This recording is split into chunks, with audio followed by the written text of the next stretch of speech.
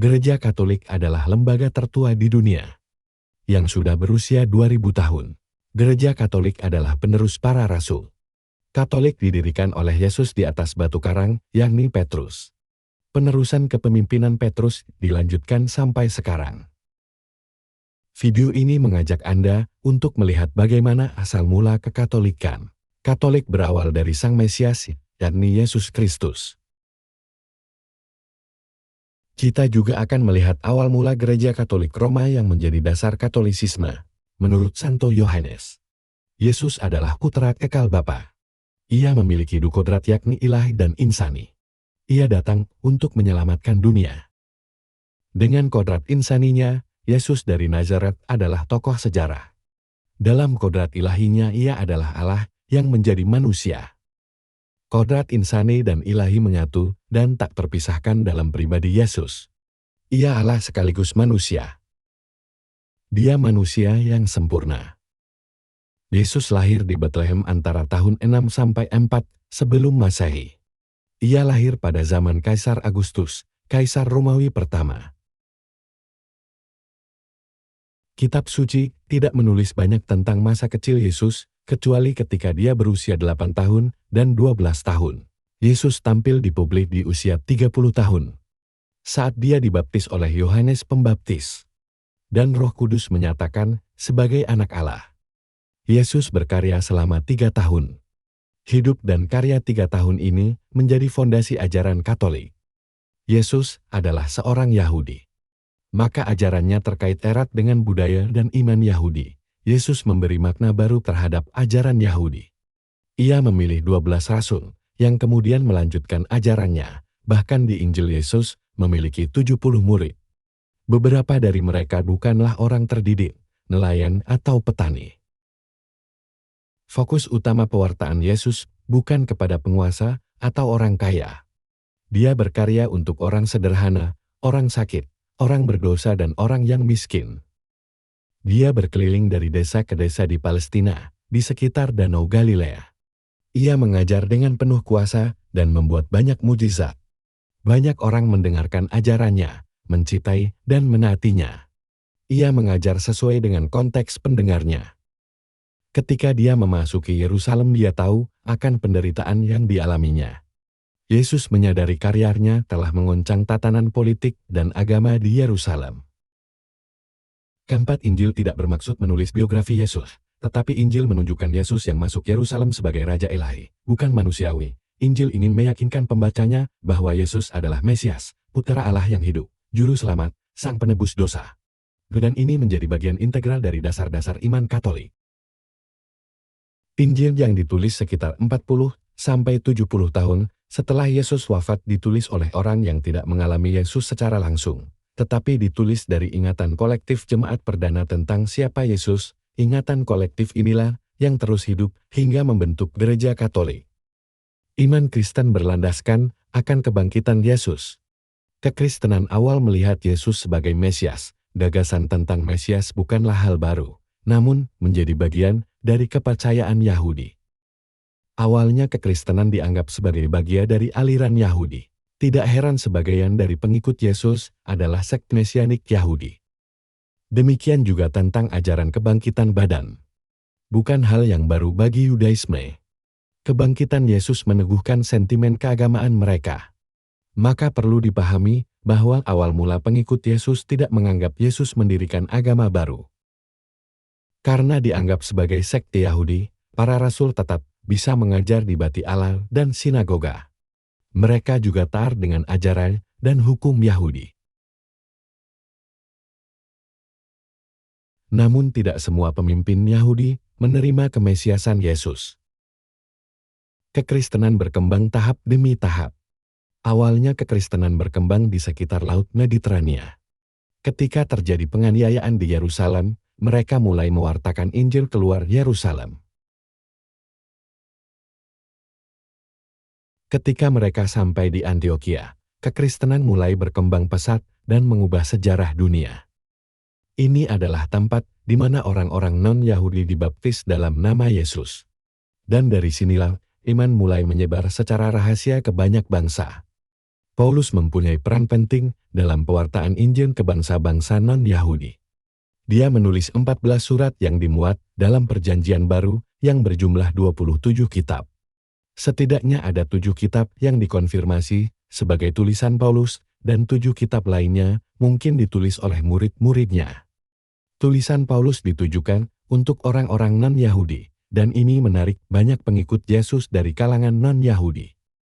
Paulus melihat kekristenan jauh lebih besar dari ajaran Yahudi yang terikat secara ketat dengan hukum-hukum. Sekitar tahun 50 Masehi, Konsili Yerusalem diadakan untuk menjawab berbagai persoalan yang berkaitan dengan orang Kristen non-Yahudi. Petrus sebagai pimpinan para rasul menyatakan bahwa keselamatan diberikan baik kepada orang Yahudi maupun non-Yahudi berkat iman akan Kristus. Petrus adalah tokoh penting dalam iman Kristen. Dia diangkat oleh Yesus dan menjadi landasan kekatolikan. Uskup Roma yang menjadi paus adalah penerus Petrus. Konsili Yerusalem menunjukkan otoritas Petrus atas para rasul lain, walau keputusan dalam konsili itu tidak memuaskan semua pihak terutama orang-orang Yahudi konservatif. Hal inilah yang membuat Paulus menjadi warga negara Roma pada saat Kaisar Nero dan kemudian dia dipenjara dan menjadi tahanan Roma. Kaisar Nero tidak membiarkan kekristenan berkembang. Dia menganggap kekristenan adalah ancaman bagi nilai-nilai keagamaan Roma dan membahayakan status quo. Paulus akhirnya dijatuhi hukuman mati dan dipenggal. Darah Paulus menyebabkan kekristenan berkembang pesat menyebar di sekitar Kekaisaran Romawi. Pada abad pertama kekristenan sudah menjadi agama yang mapan. Tidak diketahui pasti kapan kekristenan didirikan. Pendapat umum kekristenan didirikan saat Pentakosta, 50 hari setelah Paskah. Selama 60 tahun pertama, kekristenan dianggap sebagai jalan atau inspirasi hidup. Pada awal abad kedua, kekristenan mulai dianggap sebagai sebuah agama. Kapan Katolik itu muncul? Dalam tulisan Santo Ignatius, zaman para rasul adalah era dimulainya kekatolikan. Beberapa sejarawan mengatakan gereja Katolik didirikan oleh Kaisar Konstantinus. Hal ini digelorakan oleh kelompok Protestan yang tidak mengakui suksesi apostolik. Gagasan berkembang saat Martin Luther menyerukan reformasi dalam gereja Katolik. Gereja Katolik berdiri di atas makam Petrus dan Paulus di mana Basilika Santo Petrus simbol kekatolikan mulai berdiri pada abad keempat. Persekusi terhadap orang Kristen selama 3 abad malah membuat kekristenan tidak hancur. Justru berkembang sangat baik. Darah para martir menyiram iman Kristiani terus tumbuh dan menjadi dikenal semakin banyak orang. Hal ini diyakini karena ajaran kasih yang menjadi hukum utama kekristenan. Kekristenan bukan hanya diperuntukkan bagi mereka yang kaya, tetapi untuk orang miskin, para budak, orang berdosa, anak yatim dan mereka yang tersingkir. Inilah ketaatan nyata pada ajaran Kristus. Hidup orang Kristen memiliki standar moral yang tinggi, belas kasih yang nyata dan kepedulian terhadap sesama. Membuat banyak orang tertarik menjadi Kristen. Para filsuf seperti Tatianus dan Justinus tertarik menjadi Kristen karena penghayatan moral orang Kristen. Hierarki gereja Katolik sudah dibentuk dan menjadi sistem sejak abad kedua seperti uskup, imam, dan diakon. Organisasi ini berbentuk seperti monarki episkopat. Surat Clement yang menyebut uskup sebagai penerus para rasul, membicara tentang kanon kitab suci dan tentang pengakuan iman, dan semua ini ada dalam wewenang uskup Roma. Gereja Roma diakui sebagai pemimpin atas gereja-gereja lain karena kedudukan Petrus dan Paulus di Roma.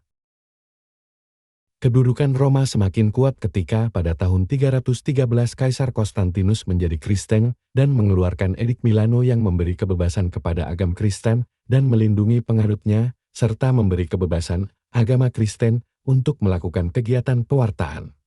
Bahkan Edik Milan memberikan kebebasan kepada orang Kristen untuk mengambil kembali apa yang sudah diambil dari mereka.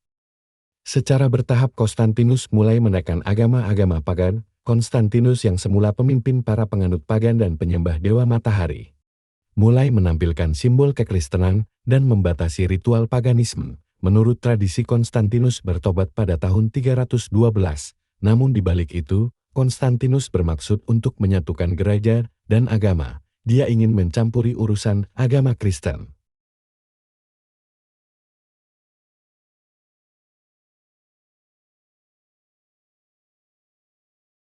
Pada tahun 324 Konstantinus menjadi penguasa tunggal kekaisaran. Pada tahun 325, Konsili Nika yang pertama diadakan dihadiri lebih dari 200 uskup. Konsili ini berbicara tentang kodrat ilahi Kristus dan hubungannya dengan Allah Bapa. Konsili Nikea merupakan usaha gereja untuk menyatukan perbedaan iman antara jemaat. Salah satu hasil dari konsili ini adalah syahadat Nikea dan penentuan hari raya Paskah. Tahun 337 Konstantinus wafat. Jika kita bertanya tentang kapan kekatolikan dimulai, selalu ada beberapa jawaban yang memiliki dasar pemikiran sendiri. Beberapa orang yang tidak percaya pada suksesi apostolik menyebut saat penyatuan gereja dan negara saat Paus Konstantinus. Tetapi bagi kita orang Katolik, kekatolikan mulai saat Yesus mulai memanggil para murid dan memulai karyanya di dunia. Gereja Katolik didirikan oleh Yesus di atas Petrus dan penerusnya. Dengan Paus, kelestarian iman tetap terjaga. Paus adalah simbol kesatuan. Sebagai pengganti Petrus, Paus mempunyai tugas untuk menjaga dogma, doktrin dan tradisi gereja. Dalam gereja Katolik lain kita menemukan kebenaran, tradisi yang mengagungkan dan ajaran Kristus yang otentik. Mari kembali ke pangkuan gereja Katolik.